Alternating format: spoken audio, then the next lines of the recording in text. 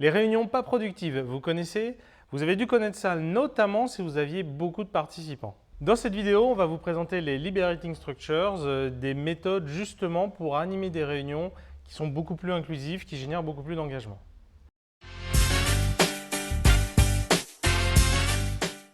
Je suis Jean-Pierre Lambert, coach agile indépendant et j'anime Scrum Life, la chaîne YouTube qui parle d'agilité sans détour, sans tabou et avec humour. Si c'est le genre de sujet qui vous intéresse, abonnez-vous et activez les notifications. Pour parler de ce sujet, aujourd'hui je suis avec Anne. Anne, est-ce que tu peux te présenter rapidement? Oui, bien sûr. Donc, je suis Anne Gabriel, je suis coach agile. Je suis tombée dans la marmite agile il y a maintenant un peu plus de 10 ans. J'ai passé plus de la moitié de ma carrière à travailler en mode agile. Je travaille actuellement chez Hippon Technologies et je suis très fan de tout ce qui a trait au serious gaming, à l'amélioration continue, au flux, au continuous delivery et ainsi de suite. Récemment, j'ai animé une rétrospective, une grosse rétrospective, il y avait 70 personnes. Je l'ai animé tout seul, c'était un peu compliqué, je n'arrivais pas forcément à bien passer les informations à tout le monde, courir dans tous les sens. Est-ce que c'est le genre de choses que tu as déjà vécu? Et qu'est-ce que... Oui. Ça m'arrive d'animer alors des rétrospectives ou d'autres ateliers, des ateliers de prise de décision, d'analyse ou ce genre de choses. Assez souvent, malheureusement, avec des groupes de grande taille. Donc, je suis déjà montée en séminaire à une centaine de personnes. Même à 2 animateurs, c'est très compliqué. Ouais. On a pas mal de monde à canaliser. Donc, je me reconnais complètement dans la situation. Justement, pour y remédier, un des outils qui peut exister, c'est les Liberating Structures. Est-ce que tu peux nous en dire plus? Qu'est-ce que c'est? En quoi ça peut aider? C'est pour qui? Alors, en quelques mots, les Liberating Structures, c'est une façon d'organiser les discussions au sein de groupes potentiellement de grande taille. D'ailleurs, ça marche mieux avec les groupes de grande taille qu'à 4-5 personnes, c'est pas fait pour. C'est très simple à prendre en main, donc il faut juste un tout petit peu de préparation. N'importe qui peut les faciliter. Et les aspects que je trouve extrêmement puissants et séduisants, c'est que c'est très inclusif. À savoir qu'il y a vraiment moyen de générer de la contribution, de l'écoute, quel que soit le profil des personnes. Et par exemple, quand dans un groupe on a des personnes plutôt introverties, ce qui est assez courant dans notre domaine, ils ont la même capacité à se faire entendre que, allez, au hasard, les personnes qui ont un charisme un peu plus fort, on va dire les choses poliment. Une voix plus forte. Les Liberating Structures, du coup, c'est un catalogue de 33 structures de discussion, donc en gros des petites séquences d'action, de façon d'organiser la prise de parole avec 2-3 petites subtilités, par exemple sur le vote, la prise de décision et ainsi de suite. C'est très puissant, c'est très rapide, c'est très simple à prendre en main. Moi, personnellement, je suis complètement fan. Alors, avant d'aller dans le dur pour voir un peu à quoi ça ressemble, où est-ce qu'on trouve ça? Alors, les Liberating Structures, c'est un catalogue qui est disponible en Creative Commons, donc ça c'est Mhm. extrêmement important. Bien. Toutes les infos initiales sont publiées sur le site liberatingstructure.com. Donc il y a, on va dire, une ergonomie qui date un peu, mais il est très complet. Il y a un livre qui a été publié par les 2 créateurs. Le contenu entre le site et le livre, c'est exactement la même chose. Et il y a une version française du site, liberatingstructure.fr, qui contient une partie des données initiales. Donc les infos les plus complètes, c'est vraiment le site .com. C'est lui le site de référence. Il est en anglais, mais il n'y a pas besoin d'être bilingue. Sinon, après, il y a des meet-up, il y a des workshops d'immersion, il y a de plus en plus de groupes de pratique. Et il ne faut pas hésiter en fait, à les contacter et à voir avec eux. Pour nous expliquer un peu à quoi ça ressemble vraiment dans le dur, est-ce que tu peux nous présenter quelques exemples? Oui. Alors, par exemple, dans mes structures favorites, il y a le one, two for all, donc 1, 2, 4, tous. L'idée, c'est de soumettre une problématique à un groupe, potentiellement de grande taille. Le but, c'est de faire émerger, par exemple, le top 10 des idées d'un groupe, par exemple, de 50 personnes en, allez, moins de 20 minutes. Donc quelque chose avec un atelier habituel, on sent bien qu'il va y avoir un problème de timing. Donc sur la Liberating Structure One to For All, on va commencer par demander à tout le monde, pendant 1 minute, de silencieusement, donc un travail personnel, poser ses idées sur du papier. Et cette phase, elle est extrêmement importante. Une fois que c'est fait, on va demander aux gens de se mettre par groupe de 2, par paire, de discuter et de, en gros, choisir une idée qu'ils ont envie de remonter. Chaque groupe de 2, les groupes de 2 s'apparient 2 par 2, donc ça fait un groupe de 4. Ils recommencent, ils discutent. Et l'étape suivante, on fait, c'est un débrief final. Par exemple, une façon d'organiser le débrief, c'est de demander groupe par groupe quelle est l'idée majeure issue des échanges qu'ils ont envie de partager avec le reste du groupe.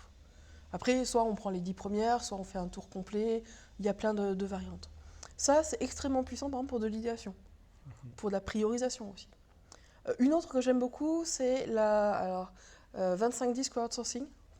Pardonnez-moi pour l'accent. Celle-là, elle est très fun. Vous soumettez une problématique aux gens, vous leur distribuez des cartes cartonnées comme les cartes de correspondance, et vous proposez aux personnes qui sont là de noter sur la carte l'idée qui leur paraît être la plus pertinente, voire la plus un peu... Enfin, il y a moyen d'être créatif. Le but, c'est de ne pas se laisser enfermer par le carcan des contraintes. On peut imaginer les choses, on peut être un peu fun, pousser un peu les choses. Une fois que toutes les cartes sont annotées, en fait, on va demander aux gens de circuler dans la pièce et de donner leur carte à quelqu'un d'autre, d'échanger les cartes, jusqu'au moment où les cartes sont complètement perdues. Au bout d'un certain temps, une fois qu'on a bien fait tourner ça, la personne qui facilite donne le signal, demande aux gens du coup de lire la carte qu'ils ont en main, de vérifier que c'est pas la leur, ça peut arriver, et de lui donner une note de 1 à 5. 1, bof, l'idée pas terrible. 5, l'idée elle est vraiment top, on aurait envie d'avoir. Et on fait plusieurs tours comme ça. On fait 5 tours. Ce qui fait qu'à la fin, chaque carte porte 5 notes, données par 5 personnes différentes. On fait la somme, et derrière, on fait un décompte. À savoir la note maximum c'est 25, 5 fois 5, minimum 5. Donc après, on demande à l'assemblée qui a une carte qui a 25 points, et ainsi de suite. Donc ça permet une priorisation et compagnie. Et le fait de perdre les cartes, ça assure l'anonymat. Donc il n'y a pas l'effet hippo, il n'y a pas l'effet charisme ravageur. Et quelqu'un qui est introverti, qui n'aurait pas osé prendre la parole devant un groupe pour proposer son idée, a exactement la même probabilité d'avoir son... Enfin, en gros, on enlève ce type de biais. C'est vraiment une évaluation en mode anonyme. Et il y en a plein d'autres. Mais ces deux-là, je les trouve vraiment très très efficaces et très très simples à prendre en main. Du coup, est-ce qu'il y aurait des points d'attention sur lesquels tu aimerais mettre en garde? Comment on peut se rater? Alors, comment on peut se rater? La maîtrise du temps. Ces structures-là, elles marchent bien parce qu'elles sont vraiment time-boxées. Et il faut faire attention à ne pas laisser dériver parce que comme on est potentiellement avec des groupes de grande taille, si vous commencez par exemple à perdre 2-3 minutes sur chaque tour, avec l'effet volume, vous pouvez vraiment arriver à déliter complètement la dynamique. Le fait de se rater. Pas mal de structures vont inciter les gens à se déplacer.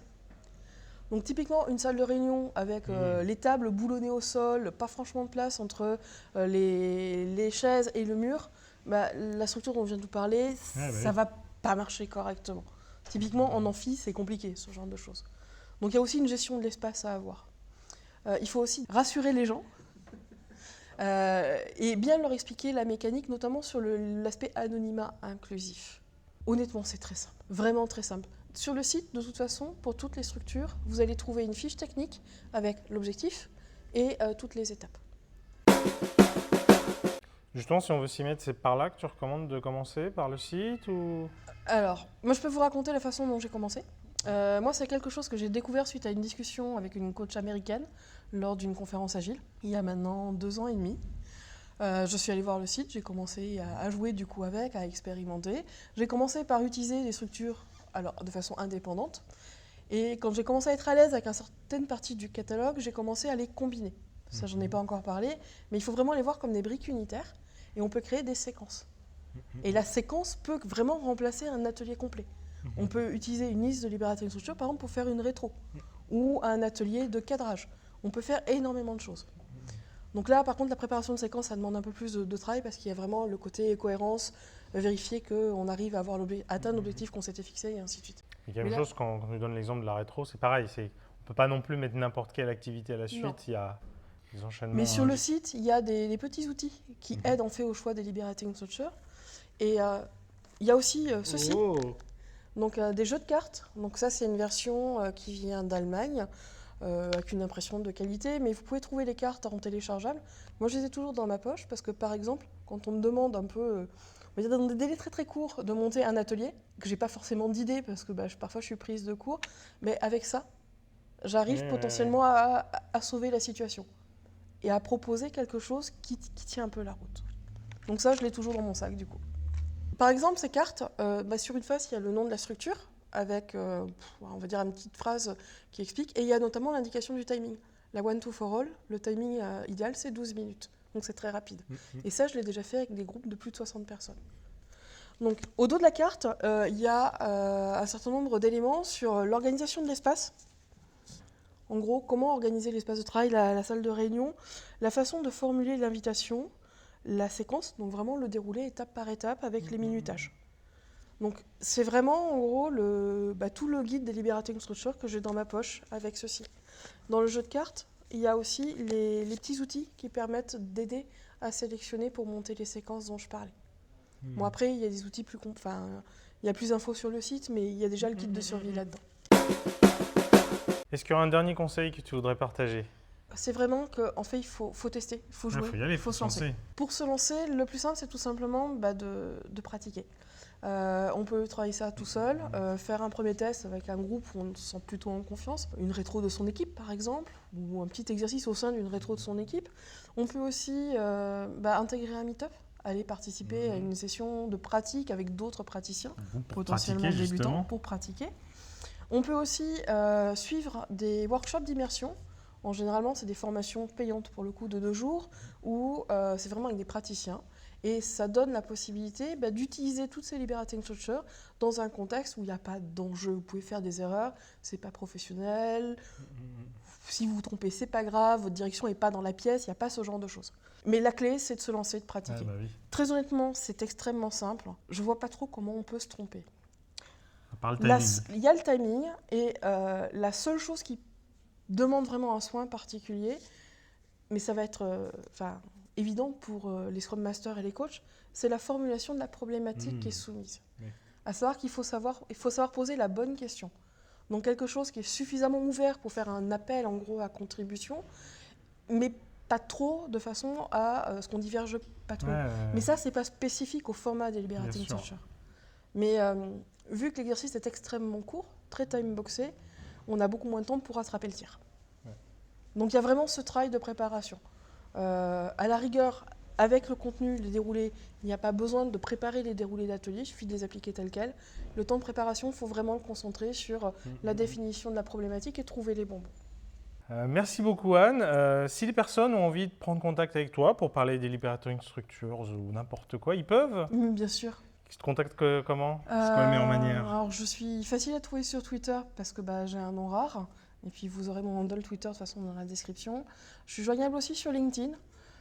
N'hésitez pas. Je suis persuadée que c'est un outil extrêmement puissant et qu'on a tous à y gagner, à l'avoir en fait dans notre boîte à outils. Il ne faut pas utiliser que ça, mais ça peut faire des alternatives très sympas.